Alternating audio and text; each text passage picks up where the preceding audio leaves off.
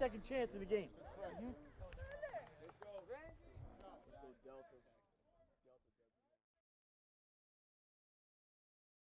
Hi, my name is Steve Cooley. I'm the head football coach at New Albany High School here in southern Indiana. I want to thank Chief Pigskin for giving me the opportunity, contacted me, reaching out, saying, hey, talk about our offense, things we've done the last few years at New Albany High School that have led us to be one of the most productive offenses in 6A and 5A in Indiana the last couple of years. My topic tonight is running the no huddle power from A to Z. So we're going to talk about the no huddle, the tempo stuff that we're doing with no huddle, as well as talking about what we're trying to do with our power play. It's been our favorite play the last 10 years. We've got a lot of answers to it. We like to study the power play. It's one of those things that's what we hang our hat on with our program. So we'll start with running that from point A to point B. Here's kind of an overview of my presentation.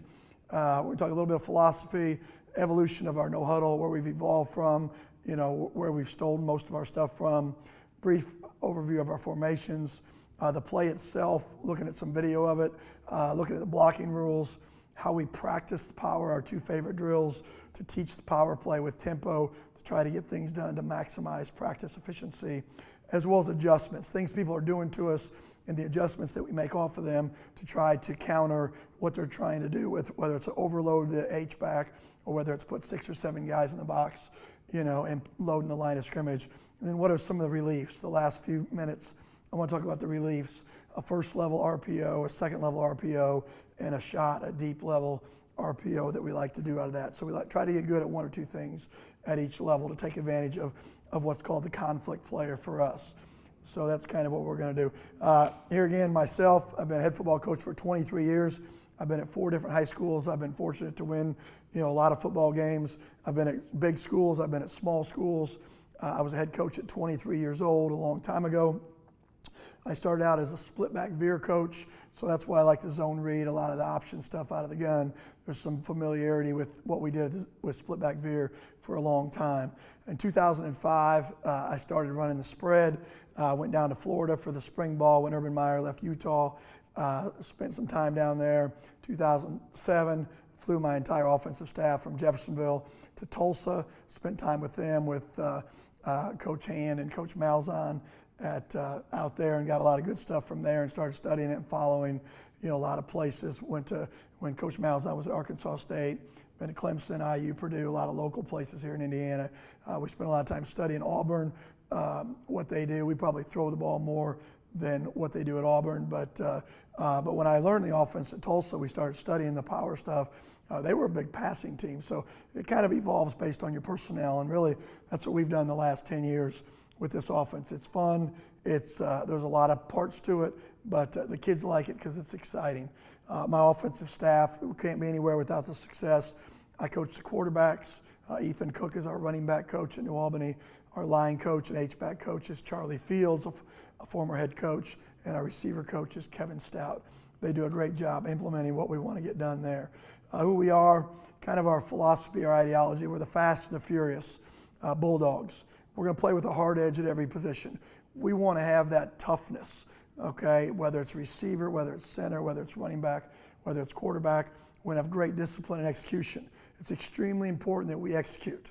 Okay, we believe that execution beats strategy. So it's not the X's and O's, it's how well do we execute with the players that we have. And we got to have great ball security.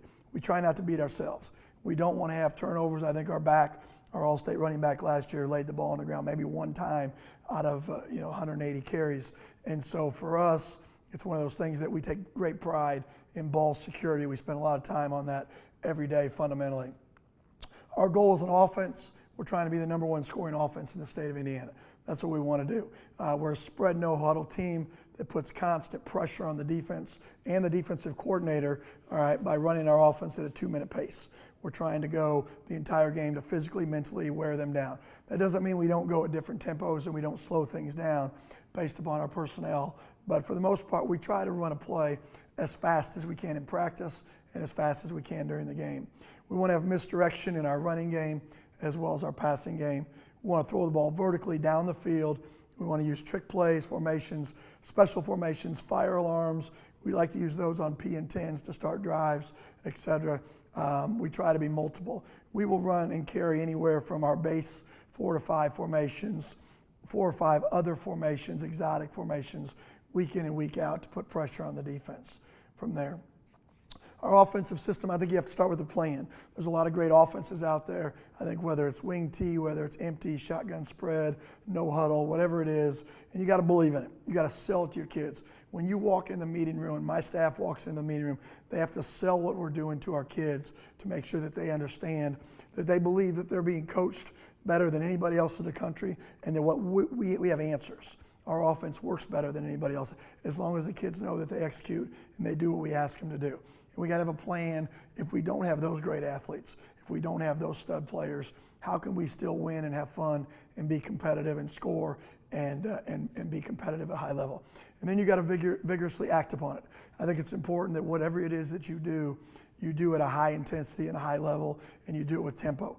Okay, whether it's in the weight room, whether it's on the practice field, whether it's in meetings, whatever it is, it's important to teach your kids from there. And so your system, everything for us, what we do, years ago when I went to this, we started off with inside zone. We've kind of evolved to more of a power personality than we have. I like the combination down block, double team stuff. We run inside zone. We run some pin pull outside zone stuff as well. But I really like the power counter gap scheme from there. When we talk about no huddle, there's some keys to execution of the no huddle. Everybody's doing it. A lot of people are doing it now. You got to sell it to your staff, and you got to sell it to your players. As a head coach, if you're the person that you're the one yelling and your other staff's just watching you coach the no huddle, you're not going to be very effective. You got a demand of your staff, your receiver coach, your line coach, all of your drills. Everybody's got to be going. Everybody has to be involved, whether it's from the guy spotting the ball or the running back handing the ball to the coach and moving the ball around from hash to hash. All right, it's got to be something, okay, that basically that you live. It's got to be your lifestyle. You can't date it. You got to be married to it. Tempo drill, you got to make it fun. We change it up. We time it. We put it to music. We got a countdown clock. We count down from 60 seconds, and we're trying to get 10 to 12 plays in there daily. Put the ball and move from hash to hash. Try to get as many reps as possible in 1 minute, and do the JV. Try to beat the varsity and make it fun from there. We incorporate some agilities with that so that they work on agility drills while the JV is doing their 1 minute, and we work back and forth. If you want to go fast, stay in the same formation. Do it from hash to hash, I think is important. Get your kids running around a little bit. You got to expect perfection. You got to demand it or do it over. That's important. We start from a sideline. We take a huddle. I have a coach that counts the number of players to make sure. I know that's routine. That's very simplistic. But we make sure we break the huddle with 11. We count the right 11. We get a break, ready, score. They all take the field. They always take the field like they're believing they're going to score, like they're the best coach team in the country. We run the play. We hustle the ball. We spot the ball, and then we go on from there. Keys for us, if you don't get the signal, okay, if you watch us play at times, you'll see a kid put his hands out like this, out to the side. That's basically, and you have to practice this, and that's basically to send our signaler through again because they didn't get the signal. So it's important to have a sign of communication. We do have signals where I can talk to my quarterback and go back and forth, and we can have a conversation all the way down the field, whether I want to turn something on, turn something off, whether I want to throw it off an RPO pre-snap read, or whether we want to hand it. And we can kind of just have our own little conversation while everybody else is playing the game. So I think as you get better with your personnel and your quarterback, and you can expand what you're doing. When the play's over, we hand the ball to the official. All right, we got to practice that. We don't go get incomplete passes. We always have 3 balls in our drill. One that we're going to, all right, that we're running the play. One that we're spotting, and after the play's over, we hand the ball. We sprint to the other ball. And then the third ball we have ready to go in case it's an incomplete pass. We just line up and go again, and we spot the next ball. All right, and we want to make it fun. Okay, and one of the things kids like, they like competition. Hey, the starters, they only ran 11 plays from the left hash. How many plays are the JV guys going to run? Or the freshman offense? So we go 3 groups through there. Can they get 12 plays done as fast as they can go from there? I think you got to develop an appreciation for effort. Okay, you shouldn't have to coach effort, but the commitment that they make in terms of going no huddle. It's not easy. because you're gassing them. You're going and you're going and you're going. And it has to start with us as coaches. I think it's important for us as coaches to put it out there to basically to have fun, and others are going to follow what we're trying to get done. You've got to overcome obstacles. Don't avoid them. All right? Have great body language every day as far as what we're doing. You can't get frustrated. Kid drops a pass. That's part of the game. Move on and go from there. Tempo keys. Couple things, that we're studying right now, trying to evolve to, is the one-word system, the Iowa State mascot type system, which I really have enjoyed studying this offseason, where it's just one word or one card, and that's everything. That's the tempo, that's what the snap count, that's the formation, and that's the play, and you just run it with some reliefs and some trio stuff or dual stuff built in as well. I think you have to have multiple ways to call the same play in different tempos. All right, signal goes for us to the skill position. All right, then the quarterback tells the line. Sometimes we signal to the line as well. I think it's important in your offense to have answers. The game of football has become, with RPOs and everybody's running that. But when you're a power guy, RPO a lot of times is, like they say, run power often. And that's what we do. But we do have some constraints or some things built in to our RPO stuff with our duo plays and our trio plays, where we're trying to manipulate defenders.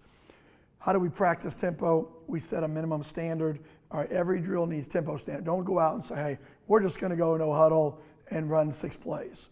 You got to put them on the clock. I believe that. I think you got to show them time, whether it's having music out there with a countdown timer, which I really like. You can go to YouTube and download, a 30-second countdown timer, Bluetooth it from your phone to a jam box. Or you can also use your stadium clock as well, count it down, or your 40-second clock or your 25-second clock, just turn those on. We've done it a variety of different ways, and we mix it up. So it's not the same thing every day. Oh, it's tempo drill. When you get that from your kids, you got to change. So you got to kind of keep it in mind when you're putting this stuff in. We signal everything in practice. We tempo the team period every day. We have 3 groups of varsity, our JV, and our freshman group. And in 6 minutes, each group goes for a minute. And our goal is 10 reps. And so for the most time, they get that. Sometimes when we throw passes in there, if we throw more than 3 passes, they'll get about 8 or 9 plays. It's hard to get 10 reps when you're doing drop back pass and chucking it. But we'll throw that in there to mix it up. Team versus defense, our goal is 16 plays in 5 minutes. There's 5 minutes on the clock. The starters get 8 plays. The backups get 8 plays as well. Same script for both groups. In group periods, we'll use a 4x4 rotation sometimes. 4 varsity fast, 4 JV fast, 4 varsity fast, and so on. We do try to change formations some during tempo period. Use motion, sub personnel, going from trips to twins, put another receiver in the game to a fast package. We try to spot the ball ahead of the whistle so they know where they're going to line up from there. Let's talk a little bit about our offense in terms of formation overview. So when we talk about the shotgun spread, for us, the direction call, left or right, tells us which way we're going, the strength of the formation, the receivers. So if it's a left call, the 2 receiver set or the 3 receiver set will be to that direction. The outside receivers, we tell them they're in the number box, which means they're either the top of the numbers, the bottom of the numbers. If they were to stand in the numbers, there's a box, 3 yards on each side of them. And based on the play, they're going to line up somewhere in that box. Our inside receivers, we tell them to line up in the hash box. With the hash +2, hash -2. We're somewhere in that box, but it's play specific. The tight end or our H-back or our 3-back, all right, aligns in the core. They're play specific. They just have to know based on when they get the signal where they're supposed to be. Are they inside? Are they opposite? Are they on the edge? Are they out wide? Do they come in motion? They just have to learn from week to week what the game plan is, where you can be complicated but yet very simplistic, because this week we're doing it this way and that's all we're doing. And really we try to limit that young man to no more than 4 or 5 things that he has to do. Quarterback, his toes are at 5. Tailback is going to line play specific at 6.5 as far as where he's at. Wide receiver makeup, we have an X, a Y, and a Z. Our X is usually our stud receiver, our best, bigger physical player, boundary guy that basically should demand the double team. He's going to be the guy we put on the island away from trips on the backside. He's got to be physical. He's got to be able to win one-on-one. The last 2 years at New Albany, we've been very fortunate to have 2 really good players. We got a young man back at the X position that's pretty talented, that can win most one-on-one matchups against anybody we play. but we see a lot of bracket, safety inside, safety over the top, outside linebacker buzz. So we see people do things, so you got to have answers to the field to combat that. Our Z's, our outside receiver, usually he's your fast guy, okay, your jet sweep guy, could be your inside guy that, you run around there. Is your perimeter threat. We look at a guy that can win one-on-one against the linebacker. Whether it's out in the flat, can he beat that guy to the flat? Whether it's jet sweep, can he beat that guy around the corner when he's trying to track him inside out? Does he have that kind of speed is what we're looking for. If he doesn't, then you're just running plays. Because if I run fade flat and I put my Z to the flat and that outside linebacker can match him and tear him up, then I got the wrong kid doing that. It looks good on paper, but it's a catch and tackle. It's not an effective play for us. So we won't run that. We got to run things with personnel that makes plays for us. Your wise, your fast, vertical threat guy. He's got to be a good blocker. He's a possession receiver. We sprint to him a lot as far as that goes from there. All right, so when we look at our formations here, we'll start with twins left. You can see here in this formation, the Y and the Z are on the left. The X is in to the right, to the boundary. All right, and then we've got in the core the H back as well as the tailback from there. So we would just call twins left, give a direction of our two receivers. And then if we want to go the other way, the opposite of that is twins right. So we'll go twins right. But then the H and tailback are play specific. If we're running power to the left in this scenario, then they're lined up accordingly. The backs could be split. The H could be on one side, and the tailback could be in the other, in a sidecar position on the other side as well. Or they could be stacked. And it basically depends on what we do. We change that from week to week as well. Trips for us, we take the H. Sometimes he's number 3 in trips. Sometimes he's number 2. Sometimes he's number 1. So for us, this would be trips left. Sometimes we personnel this. Sometimes, we let the H stay out there in the package, depending on what we're doing. And then if we go trips right, obviously the H is on the right from that standpoint. So for us, trips right is twins right, except the H is out of the core. He goes out wide, play specific. So we teach trips right and twins right as the same formation, the same play, and then whatever concept we're trying to run from there. Spread for us is a 2x2.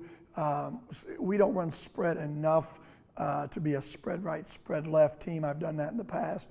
But for right now, spread for us, the H and the Y are to the left, and the Z and the X are to the right from there. Terminology and basics of the power play. So when we talk about the play itself, just some basic football stuff, what we teach our kids day one, like you know nothing about football, and here's what we're going to do. We have a center, 2 guards, and 2 tackles. We always talk in terms of gap integrity.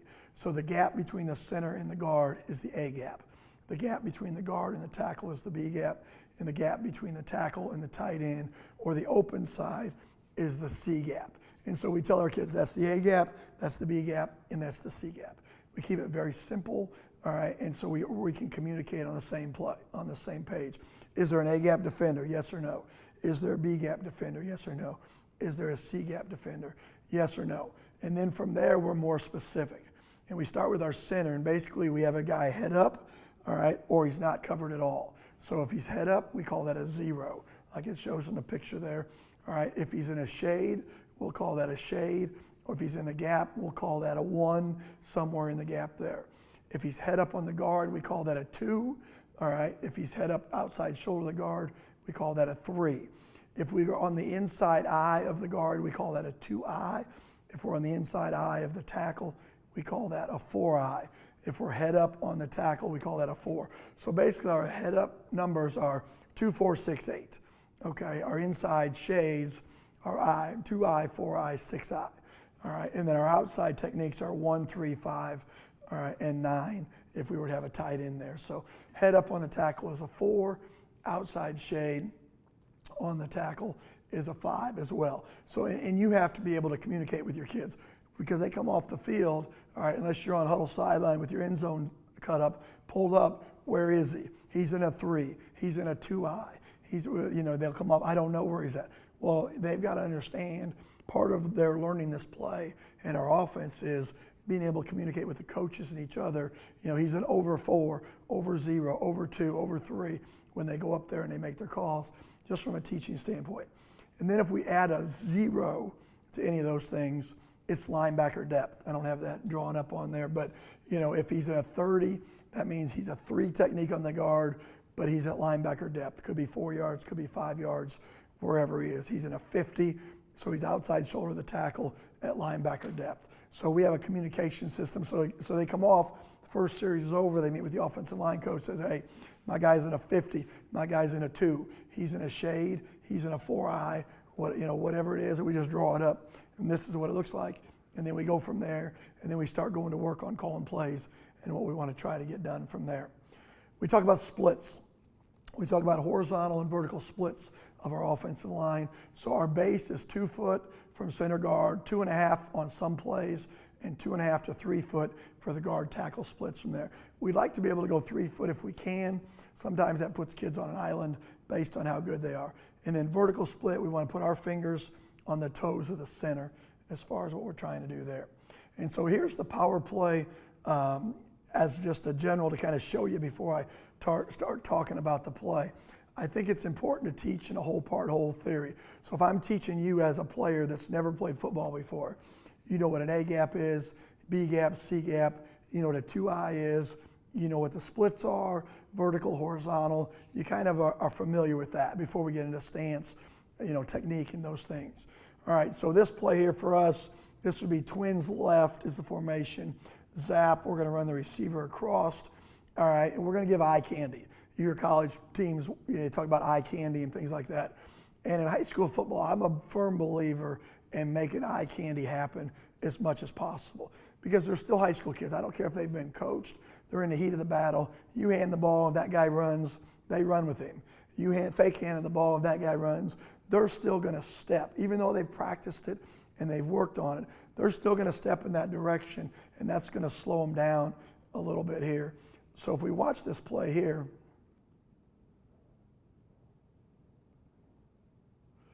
and you can kind of see here what's happening. So we're going to give eye candy to our receiver, and then we're going to fake it. Now watch what happens here with this. All right, look at the shoulders of that play side linebacker and the hips of the play side linebacker at the top of the screen there. All right, the outside linebacker. They're running for the jet sweep. And I'm running power up inside to a pretty good player. We've got double teams.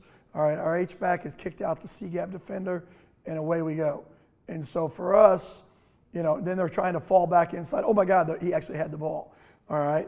And so based on how good our jet sweep guy is, determines on whether or not how many times we give the ball to that guy. But we do like to give the ball in the jet sweep or the perimeter stuff, or we run the return stuff, or we run fake jet, and then we come back and we run it out the back door the other way as well. We have all the gadgets off of that to give eye candy galore to teams.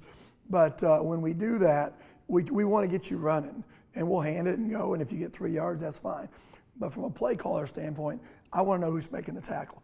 Is the play side linebacker making the tackle? Is the outside linebacker striking off the edge? Because we have answers for all the different things. Are they running the end up the field? We're going to go to work based upon which one of those guys is making the tackle based on what we're doing. So when we talk about power, let's start with the rules. So when we go through the blocking rules, we'll start with the play side tackle. His rule is extremely simple. He is on a B gap track to the number 2 linebacker. So we tell our kids, is there a guy in your inside gap? Block him. If there's nobody there, stay on track. Can you count to 2?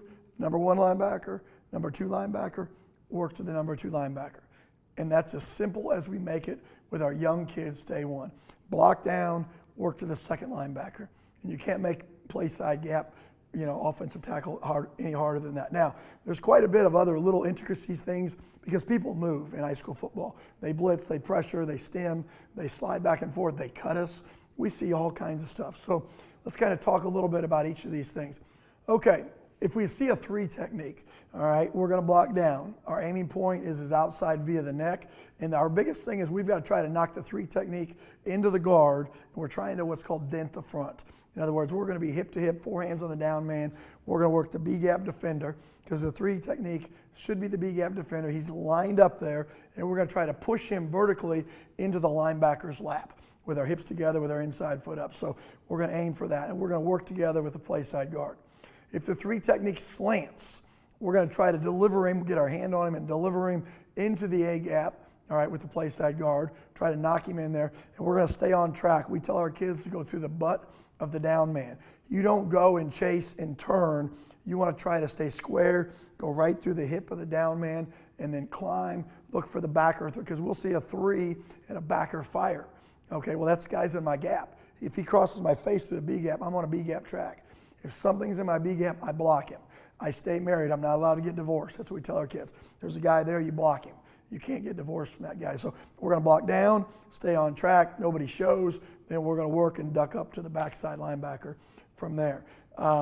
If there's a 2 technique, we tell our kids there's a 3-way go. He can come straight ahead, he can slant into you, or he can slant inside. So for us, it's important that the guard protects the A gap, that we come down and we get the outside half of him in terms of the outside via the neck. And here again, we're trying to knock the 2 into the guard, try to get push there, get vertical push if we can, all right, and then work to the backside linebacker from there. If we get an odd 4 technique where he's head up on us, depending on what we're doing, we do some different scheme things. Sometimes we make a call and we lock him man to man. We'll make an on call, lock call, whatever. We change it. We've got 3 or 4 different calls. We have sometimes they just make calls up for that technique as far as that goes. All right, but for us, it's MOMO as how we learned it, how we teach it. MOMO, M-O-M-O, stands for man on me and a man outside. And that's important because if there's nobody outside, it's just Mo and it's not Mo, then I block down. Okay, so there's a difference between I'm covered and there's nobody out there. I'm going to go down and they're going to kick this guy out with the 3-back or the H-back. All right, but if it's an odd 4 and it's a Momo call, okay, then we're going to step with our inside foot, try to collect him with both hands, try to put our nose, all right, basically inside via the neck and drive block him and try to stay square as we can, be strong with our inside hand because power is an A-gap play for us. We want to drive him off the ball. We want to cover him up from there. If it's odd 4 stack, all right, and there's a strong safety spur guy out there and there's a stack guy right there, it's important for us to make a Momo call from that standpoint. And that basically the Momo call tells the H-back that he has the man outside. He's got the next defender outside. And then if it's an odd 5 where he's got an outside shoulder there, I'm going to block down from there. So that's our play side tackles rules. And so here's a B-gap track. You can see in this picture here, he's on a B-gap track to the number 2 linebacker. We know where the B-gap is. If there's somebody there, we block him.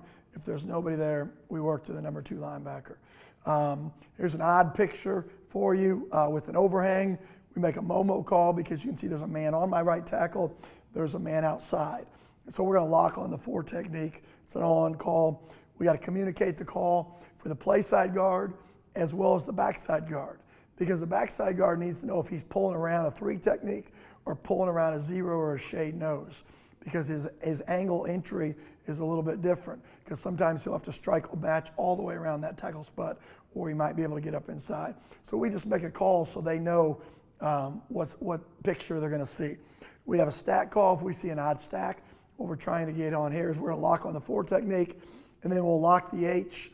All right, we like to, depending on if there's edge guy or not, we like to lock the H on the mic in the 3-3 stack, and that way we can have the center and guard combo and work to the backside to the number 3 backer. But here again, you got to communicate with what's going on. And we vary that up from game plan to game plan. And it depends who they are, how good is their mic. Is he a stud? Can my H-back handle their mic? If not, do I need to put my big tackle down on him? How much do they slant, pinch? What do they do? So that kind of varies from week to week versus the 3-3 stack team. Tells the backside linebacker to block the number 1 stack linebacker from there. Play side guard. All right, play side guard rule, he's on an A-gap track to the number 2 linebacker. So he's just like the tackle on a B-gap track, but the guard's on an A-gap track. So if there's somebody inside of me, I block him. If there's a guy from my nose to the center's nose, if there's a nose man, a shade, a 2-eye, that's my dude.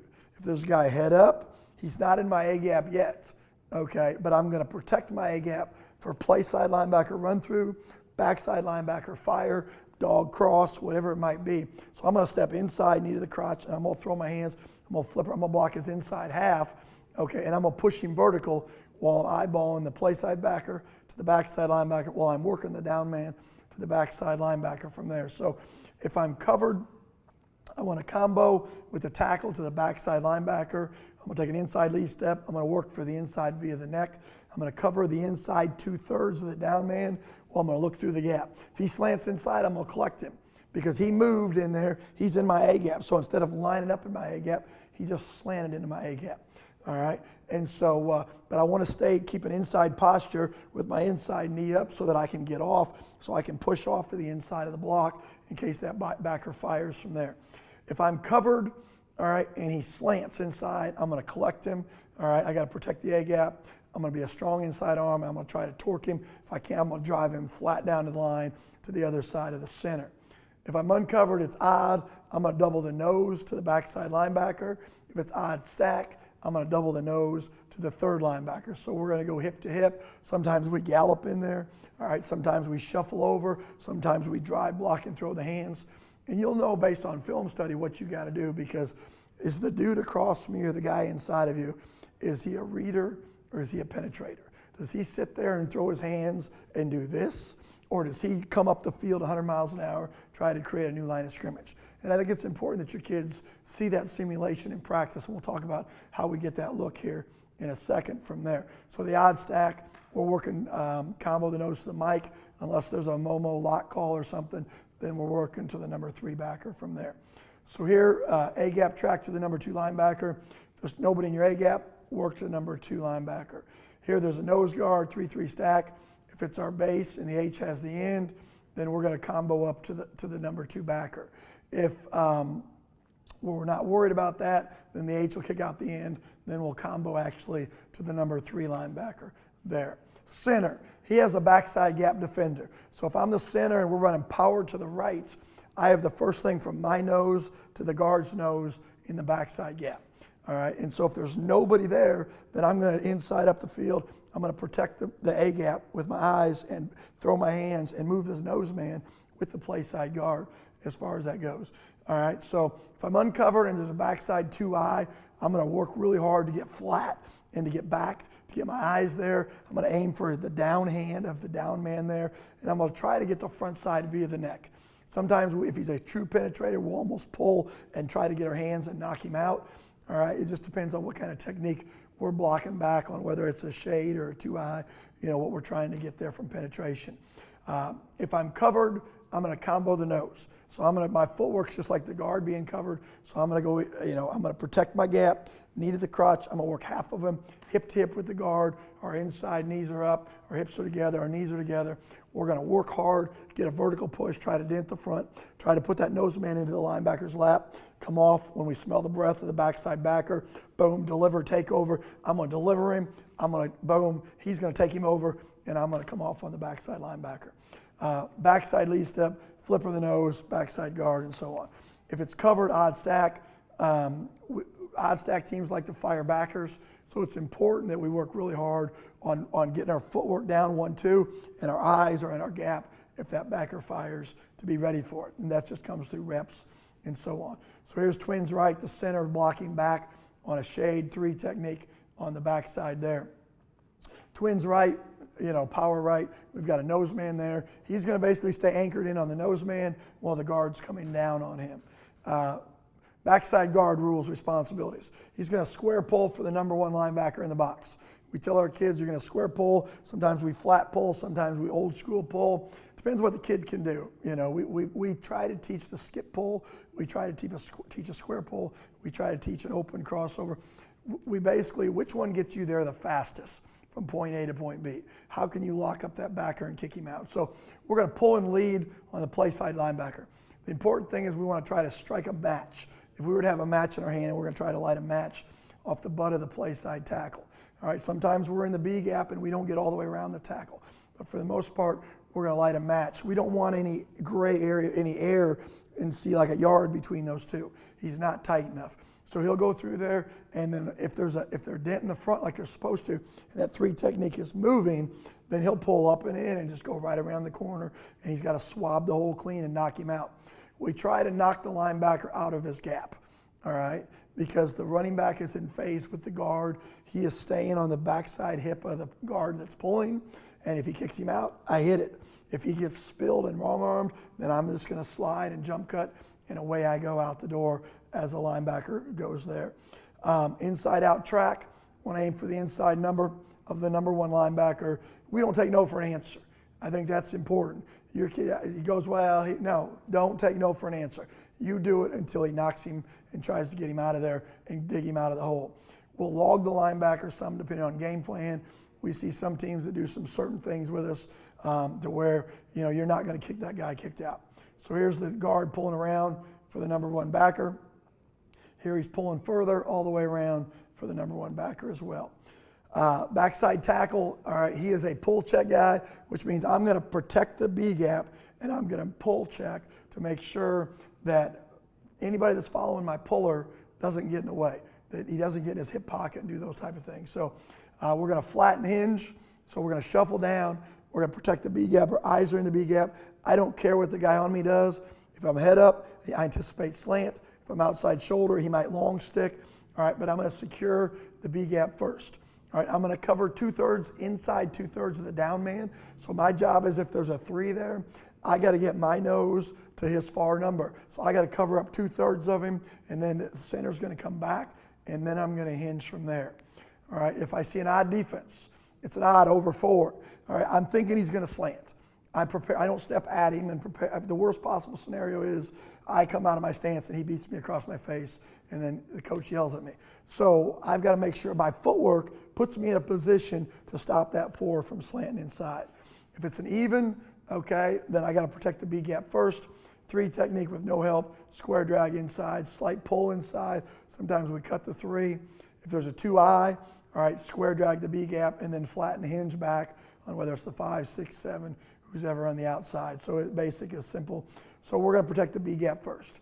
And when we teach it, that's all we care about. Because if you teach them to flatten hinge and say step and pass pro, that's what they do. But they got to secure the B gap first, and their secondary responsibility is that edge guy based on what they're trying to do. Because the shortest distance between 2 points is a straight line. Who's going to go through there that's going to catch the play the fastest? Power is an A gap play for us. So I think it's important to protect that B gap there. XYZ, our receivers, their base rule is stalk man on, or whatever attached concept we're going to do that week. We tag it when we teach it in the summer and when we get into fall camp. But after that, the kids know that against cover 2 this week, we're running, this is our concept. Against 1 high, this is our concept. They're a man-free team. It's dude coverage. They're staring at you. You can tell on film study. This is our concept this week. They just know what concepts we like to do against each coverage concept that we like to see, and we take it and we roll with it. The H-back, his job is to kick out the C-gap defender. He's going to line himself in position, okay, where it's about 2 yards off the ball. All right, he's going to line up in the B gap, all right, splitting the guard tackles' butts. And basically his footwork is left, right, or right, left, right, whatever. So we tell him inside, inside, punch, and drive, all right? And so what we want to do, like it says there, inside, engage. You want to drive his inside half. You don't want to get square up on him where he can put his hand out and make the play. Okay, the back will make you right. You're going to try to dig him out. He might run up the field, inside half, take him and wash him, and away we go. If he closes, we try to dig him out. If he wrong arms you, then we're going to try to log him and cover him up and just keep our feet driving in the hole to try to get our knees out of the hole. If that guy can get his knees out of the hole, then we got a chance with our 3-back or our H-back in there. All right, so here's twins right. You can see the LRL is the footwork there. He's going to go left, right, left, engage. All right, outside shoulder and the inside armpit. We're going to try to dig him out, and away we go in terms of twins right, kicking him out. So there's the play with it all drawn up there. He's going to man on inside, cross field, and we're going to try to kick the play out from there. All right, the line, we got power. Now, power for us is about 7 different plays in our offense. So we get really, really good at the scheme, the gap scheme. We try to get really good at teaching all the intricate details and all the scenarios that we're going to see with that. Quarterback's toes are at 5. He's going to secure the snap. Everything we do is secure the snap. Catch the ball first. That's our first teaching progression. Call the cadence, catch the ball first, all right? We're going to step to 3 o'clock to the right, 9 o'clock to the left. We're going to gather. We're going to extend the ball back. And then we're going to tell him where to put his eyes. All right, with the big RPO game, the conflict defender, whoever it is, some weeks his eyes are on the screw down safety. Other weeks his eyes are on the outside linebacker. So depending on what our RPO game looks like, who our conflict player is where we put our eyes when we hand the ball off on power. So for right now, to make it simple, we're going to put our eyes on the flat defender. We're going to hand off, and then we have multiple things that we do after we hand off. We can drive for 5, which that means hand off, drive 5 steps. We can boot away, hand off, we can naked away. Okay, or we can air throw like we're throwing an RPO, or we can hand off and then bounce, and we can air throw to try to level the safeties to keep them out of the play. Tailback. All right, he has to make it go. All right, he's going to take a rhythm step at 6.5. He's going to take a slight rhythm step inside. All right, and basically he's going to attack the A gap. He's going to hit the A gap 100 miles an hour looking for the cutback, but he's going to stay in phase with the guard. If the A gap is cloudy, all right, and there's no cutback off the guard, then he's going to slide it out to the B gap and then slide it out to the C gap, and he's going to read his blocks accordingly. But once he sees daylight, he's going to accelerate through the hole as far as that goes. So we try to stay in phase with our pulling guard. Receivers, the outside receiver, he's going to stalk, block the number 1 defender, break down halfway, mirror dodge, and lock up once he declares. He goes in, I shuffle in, I lock him up. He goes out, I shuffle out, I lock him up. The inside receiver, he's going to stalk block number 2's outside shoulder, or if we have something else going on, he'll move accordingly. How do we practice the power play? I think this is probably where we get the most mileage out of all the technique. When we start in the summer, these are our techniques, this is what we're doing, and then we have to have application. And so we want to know Huddle, but we want to still be able to teach, all right, so the kids understand the concepts, what we're trying to do. We have 2 main drills that we do. The first one is 5-5-5, which is a great drill. We have, basically 12, 13 players at times on offense for us. And then we have a power counter drill where we speed rep as many powers and counters as we can and flip guys at the same time. So I want to talk about both of those drills and how we incorporate them into what we're doing. All right, so the key to the 5-5-5 drill is this. You have 3 quarterbacks. You got to have 2 extra coaches or managers. All right, you got to push the group at a fast tempo and challenge them with time. All right, for example, we want to get 15 plays in 2 minutes.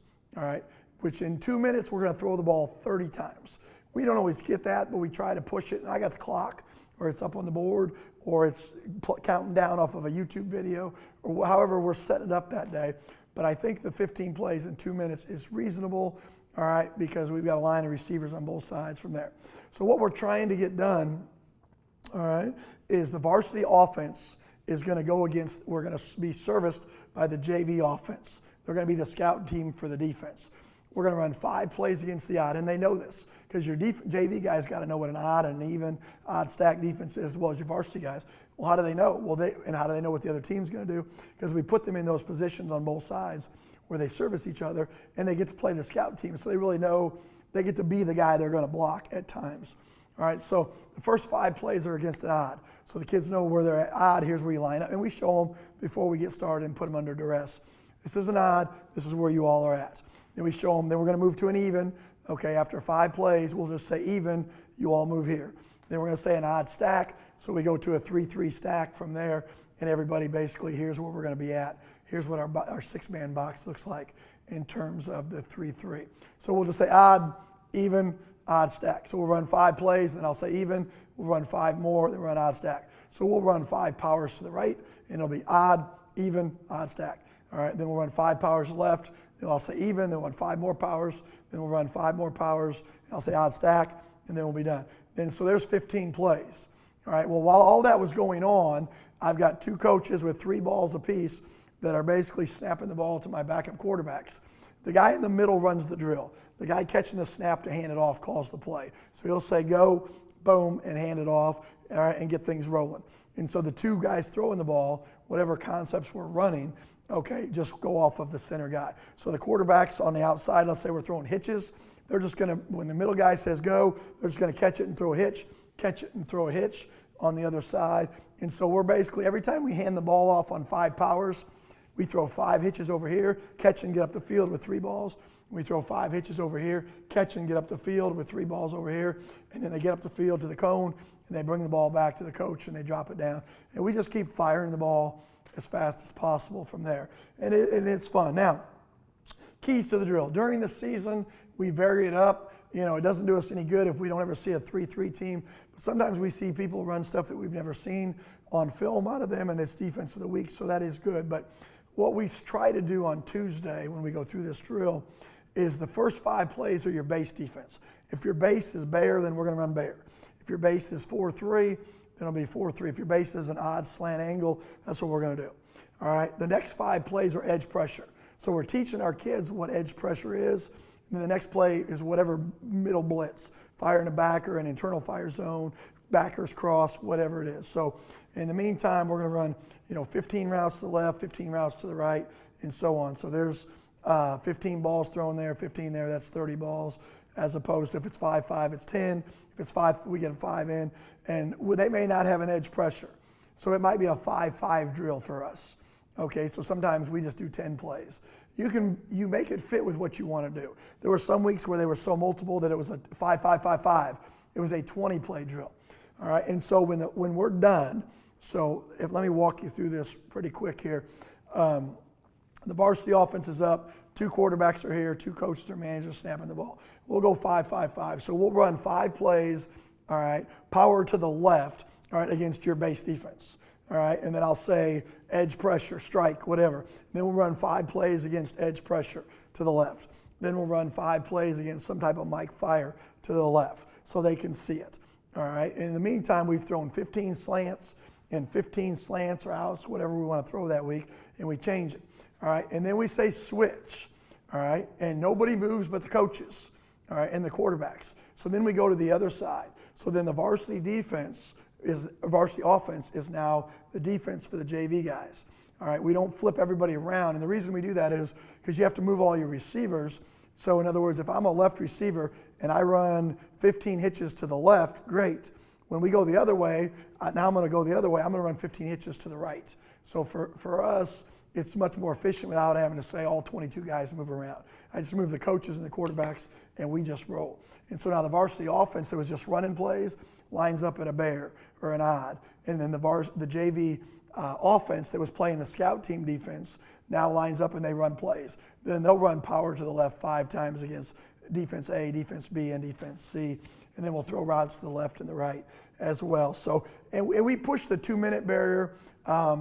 It's absolute chaos the first day you teach it because you got to yell, your coaches got to go. But once they learn it, it just runs smoothly. They realize that, hey, I'm catching more balls, I'm throwing more balls, and away we go. One thing I didn't mention is when we go 5-5-5, the quarterbacks change as we go through there. So I'm going to hand the ball off on power to the left 5 times. So I'm going to go boom 5 times, and then I'm going to leave.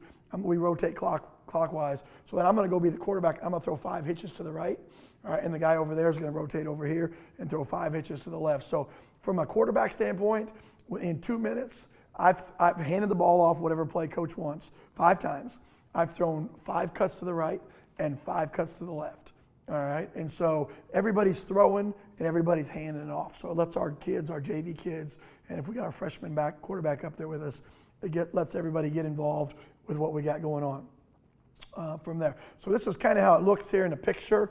There's power to the right. We got the C's, our coaches, and they're snapping the ball to the Q's, and they're throwing hitches to the X's and the Y's on the outside, and we're going mass chaos on the other side, and then we flip it. So the quarterback will run 5 plays, then he'll rotate and throw 5 hitches, then he'll go to the other side and throw 5 hitches over there, and somebody else calls the cadence.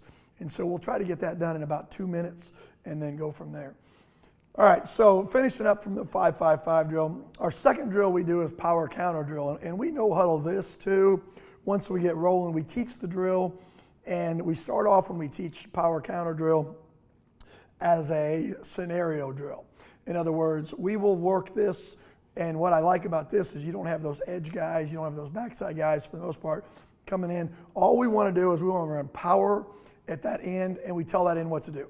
We tell him to squeeze, we tell him to slant inside, we tell him to run up the field, we tell him to take a step and come up the field. All the different stuff that we see we play games with that end so our H-back can work on that. So we got two groups going back and forth so we can film both of them, but it's rapid fire. It's power, end up the field. And I signal them, end up the field, close, slant inside, close down, whatever my signals are. And we do it on both ways. So on one side, we've got them, and so they're set up 5 yards apart. All right, we're filming from behind. We're running power over here, ends up the field. Then we're coming over here. I'm running counter over here. I got another H-back. All right, and I'm not necessarily talking about counter, but the counter was a big play. We averaged 11 yards a carry on counter this past year. It was a good play for us. All right, because it looks like power coming downhill. All right, so we're blocking down, and I tell the end to come up the field. The guard's pulling and kicking him out. If he's gone, he'll go up inside and add on from there. If he squeezes, he'll trap him and kick him out from there. So whatever I want to do. So I'll run power over here, in closes. Power over here, in closes. Power over here, all right, in slant inside. Power over here, counter over here, in slant inside. And we just go back and forth. And we do that for about 5 minutes and get about 20 reps in, tons of scenarios. And we got JV, varsity guy, and then we switch guys around from one side to the other. So the H-back goes, and he's a kick-out guy, and he's a counter guy. And so we flip them as we go in 5. But it's kind of a teach period, but then we can tempo period, and we get a lot of reps done this way. And then we flip-flop and we go the other way. Then we run power to the left and counter to the right. And we spend as much time on that as far as what we're trying to get done there. And we go through all the scenarios. Up the field, slant inside, close down, all right, take a step, play with me, and then go inside and try and spill me. I mean, we see the whole gamut of that. All right, the last thing here with the power game, power scenarios that we see. All right, I put 4 or 5 of them on here. This isn't a highlight tape. I just grabbed different scenarios so we can teach off of to kind of show you from there. 4-3 cover 1. This team's a man-free team. At least this snap they were. The defensive ends up the field. All right, and they like to slant the 3 technique or the D lineman out to our offensive tackle. Which that's one of those things you got to work on with your guard. Because if I'm the guard, I'm going inside and I'm here, and he leaves, I might fall down. I might go this way. Well, I'm going to go here, but if he's going out, something's coming in. So we got to climb vertically and protect that B gap first or that A gap first and pick up that backer so we can go. You can't leave your tailback uncovered from there. So let's start this. Go in here. Okay, so what we got here, you can see they're in a 4-4 configuration. And we're just going to run power to the right, all right, and that end is up the field. My H-back inside, outside, inside. But if you look at my right tackle here, all right, he's going to block down on the 3 technique. The 3 technique is going to slant at him and almost cross his face. All right, so he's coming out, and so he's there. And so my guard, who's got a flat back, his eyes are up, it doesn't fall on his face. He's going to climb and pick up the backer. So you can see the guard right there, pick up the backer, and there we go. All right, as we go through this from there, and then we're off to the races as far as what we're trying to do from there. So let's watch this again. So we're going to go through here. Our guard's pulling around. This team, we're trying to get around up in the hole. We're comboing. We're flat and hinging on the backside. The back is in phase with the guard. The guard is entered through the B gap. And here we go. And the rest is athletic ability from there. And so you got 12 yards on a play, and we're going to run it. And you got to remember, we're running this at breakneck speed, at tempo, and as soon as we're going there, we're up on the ball, we're running it again, or we're running counter, or we're throwing a hitch, or we're throwing a streak, or we're throwing a fade, or we're, whatever we're doing from that standpoint. So we're trying to go as fast as we can, so where the defense is like, oh, they don't want anymore, to where they're trying to struggle to get lined up. All right. Next one, 4-3 defensive end. A lot of, I love to play against fundamentally sound teams because I know what they're going to do.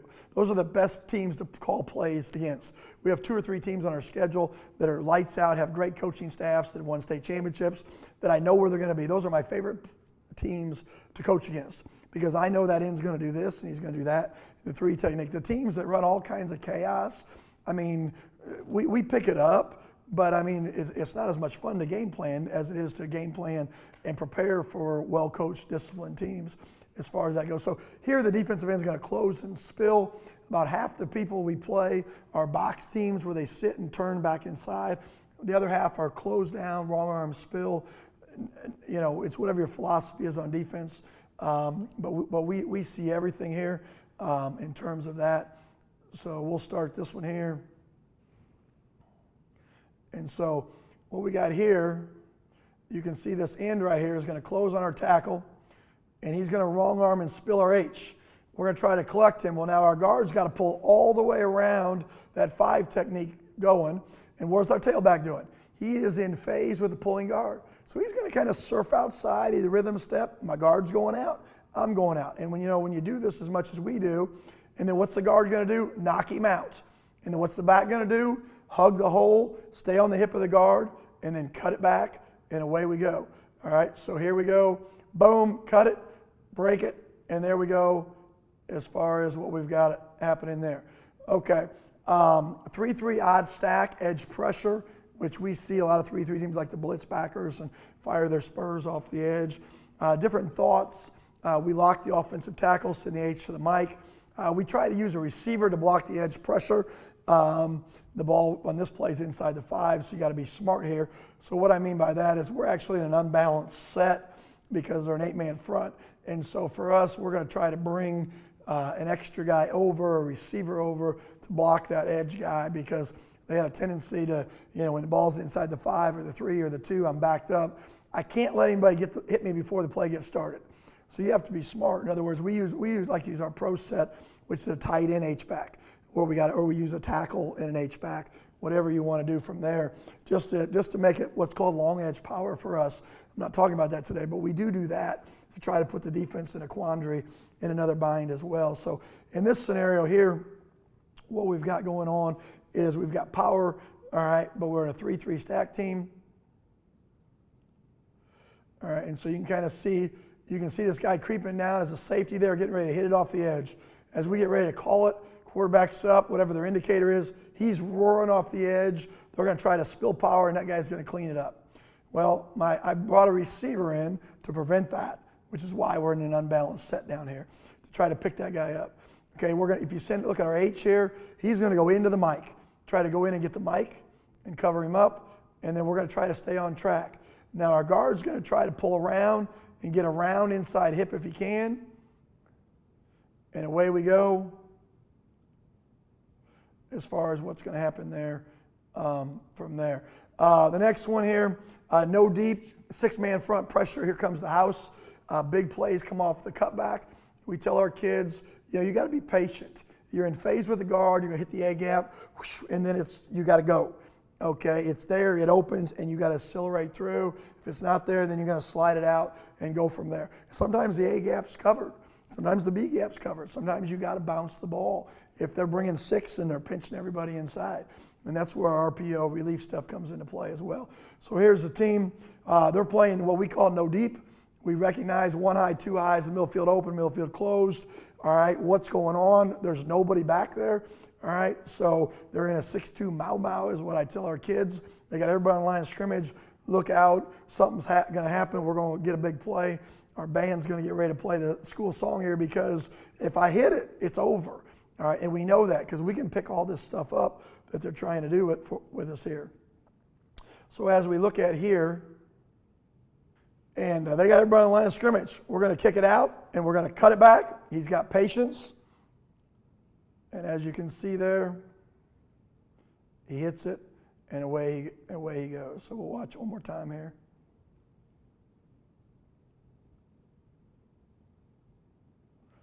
I can't get it to work there. He hits it. Boom. We cut it back. There's nobody there. We're still on our blocks. And he bangs his head on the goalpost, and away we go from there. And we're up 21-7. Answers to the box. When we call plays and we look at, like I showed you, 4 different plays, 4 or 5 different plays, 4 or 5 totally different packages defensively, pressures from week to week, how they play their ends, what they try to do.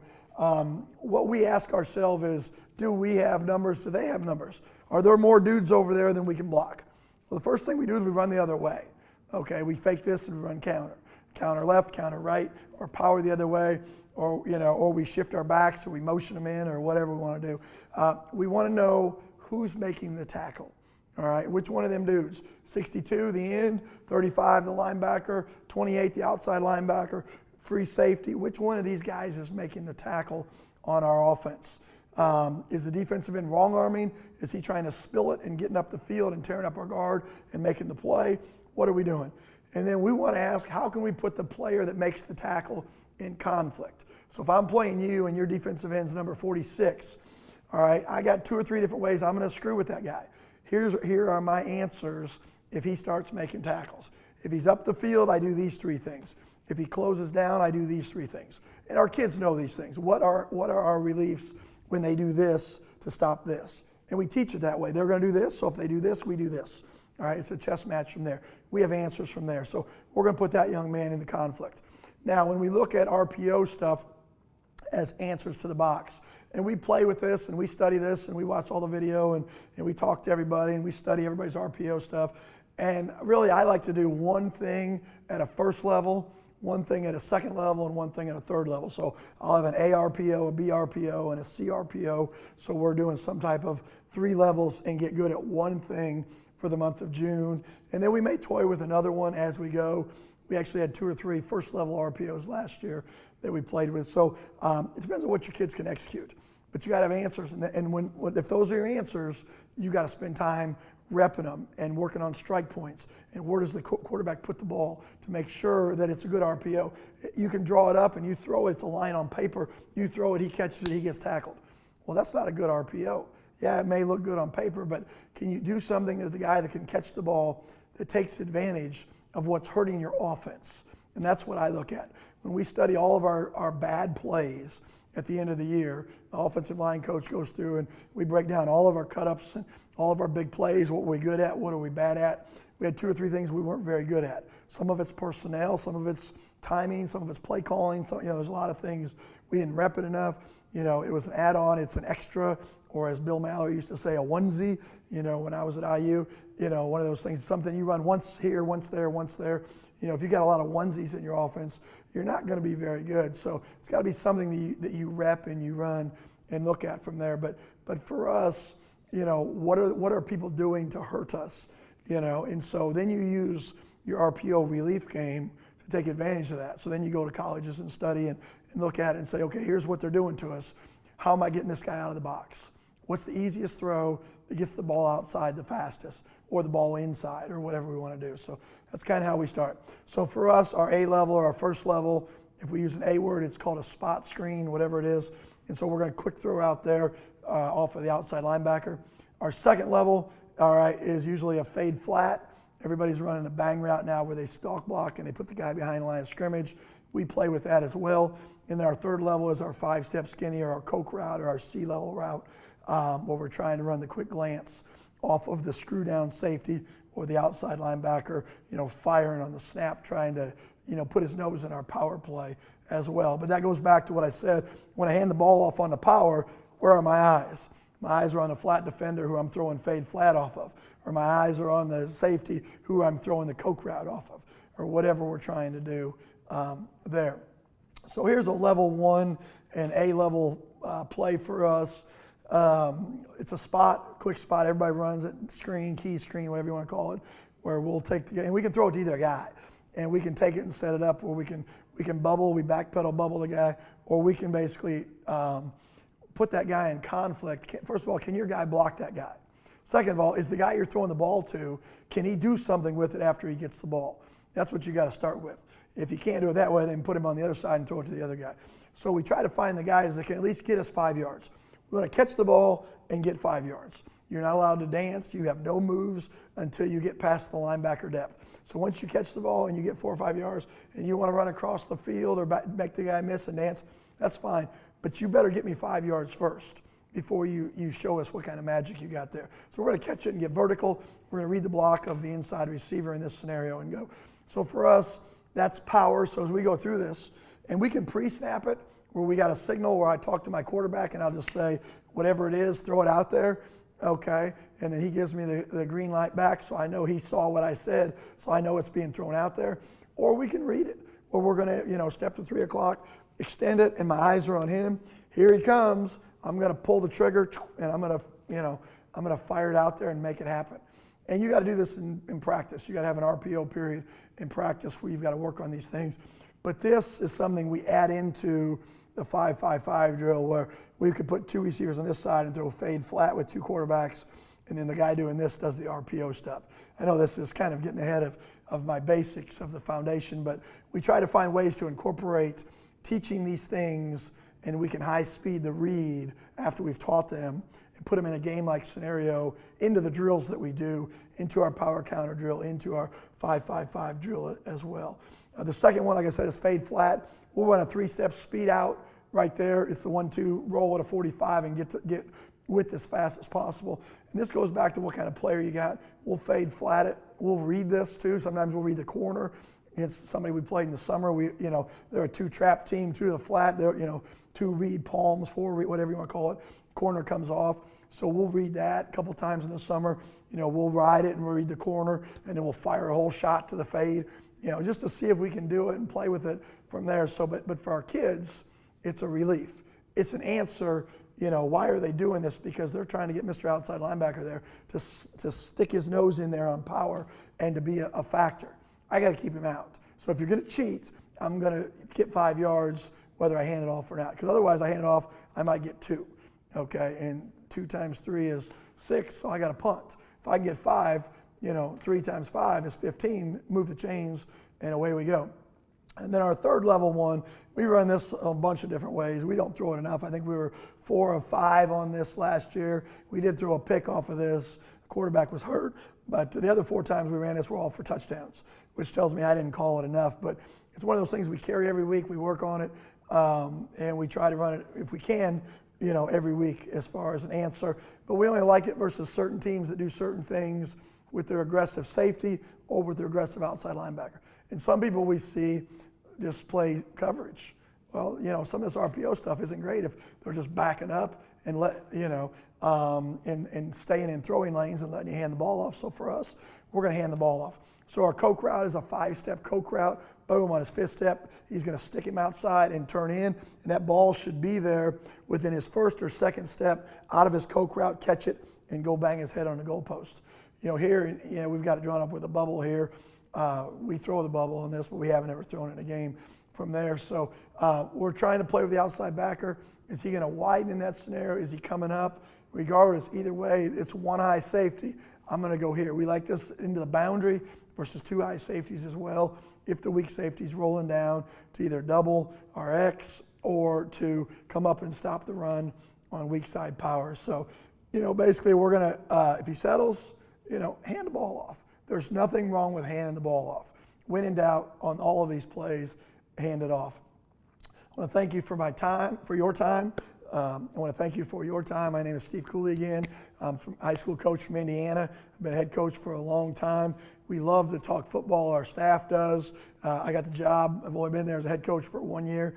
Got the job July 18th, right before season started, and that was exciting to get things through there, but we're rolling now.